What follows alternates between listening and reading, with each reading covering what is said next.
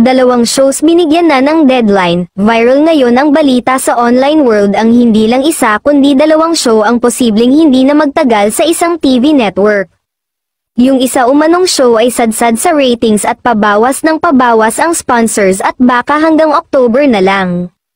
Napakalakas ng ugong ng mga balita na binigyan ng TV network ng ultimatum ang mga programa na ito, na kung hindi aangat ang sumadsad na ratings nila at hindi na babalik ang mga naglayasang sponsors, maaaring kanselahin ng network ang kanilang kontrata, may sinasabi pang 1 buwan na lang ang ibinigay na palugit.